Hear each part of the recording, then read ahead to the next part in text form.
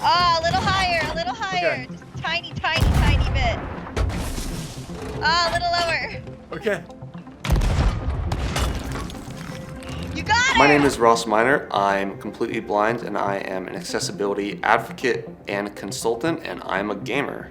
My name is Garrett Flynn. I'm a co-founder of Brains at Play, and I'm an ally. I grew up playing ever since I can really remember. Back then I really played it just for the entertainment. These days I play it more for the social aspect and being able to take part in a larger group. Yeah, in terms of connecting with my friends over games, I mean, it really expanded my social network because I had one friend that I played with, and then we suddenly had a whole party of people that were playing the same game together, and so that just kind of broadened my social sphere in general. I was blinded from a gunshot when I was 8. My mother was divorcing my father, and as an act of retaliation to hurt my mother as much as possible, he shot me in my sleep, shot and killed my brother in his sleep, and then committed suicide. And so I pretty much went to sleep with sight and woke up in a hospital bed blind. After I went blind, I quickly realized that I was no longer able to play video games, but that still didn't stop me from still booting up my 64, booting up my PS2 or my Game Boy, and just hearing the sounds of the video games. And I remember I was in the hospital and I was playing with my Game Boy, and I decided to load up Pokemon, and I learned that I could play it through all the sound cues alone.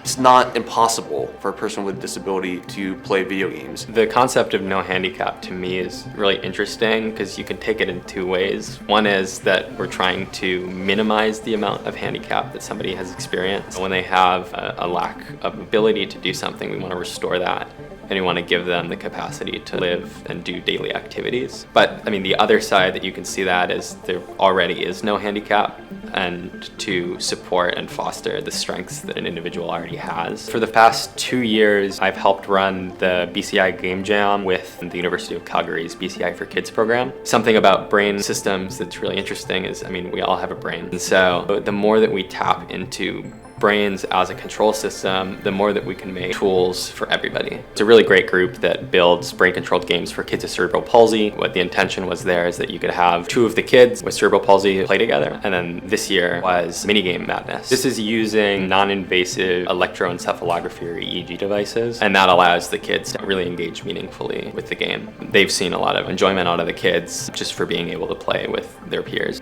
A lot of the times I play video games for escapism, you know, to not feel like I'm blind in many other facets of my life. So being able to play a video game, putting me on an even playing field, does encapsulate the feeling of having no handicap. For me, the most interesting development that we could see in this space is instead of having somebody who's getting publicity for using this device as an abled person, instead have an ethos of, you know, sharing this technology, open sourcing it, making it able to be downloaded and used by, you know, anybody with internet access. Eventually, I kind of came to the conclusion, I was like, I have this lived experience of gaming for the majority of my life blind.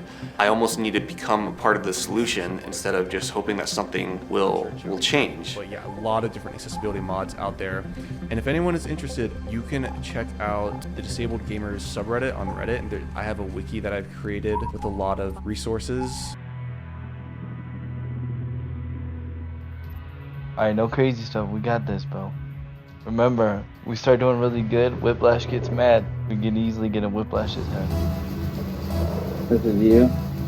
I have such a respect for gaming because my hands were born completely closed. They said I wasn't going to be able to talk. They said I wasn't going to be able to see. They said I wasn't going to be able to use my hands. My mother got this idea when learning about cerebral palsy, so she bought me an Atari at 3 years old. She'd put that controller in my hand and made me go up, down, left, right, up, down, left, right. But once I was doing that, she'd let me play Pac-Man for 2 hours a day. And as controllers progressed and gaming progressed, my hands progressed, and now I have 80% of use of my hands. You see so many people in the streaming and gaming industry doing esports, and how esports has been making gaming a big thing. But the problem is people with disabilities, they don't have an esports player to look up to, and I'm trying to break that barrier, whether it's to get a team together of disabled gamers taking on able-bodied people, or how Logitech took my idea and they formed a adaptive esports league, and that was pretty awesome. Best of luck, alright? Let's do this, doggy.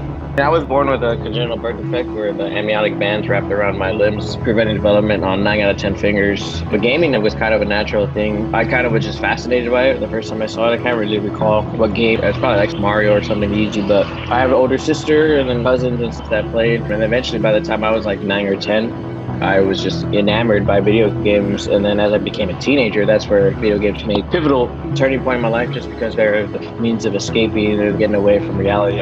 Or bullying maybe I had during school, that's where I would turn to with just video games. I guess in that sense, gaming did help me turn the page of like being more open and showing like, all right, look, like, yeah, I'm disabled. At that time as adolescents, you're coming to terms with a bunch of different things. So gaming helps alleviate all that and that stress. And just a means of fun, really. Let's go, baby. Let's go, baby. Oh, thank you, boys. You saved my life.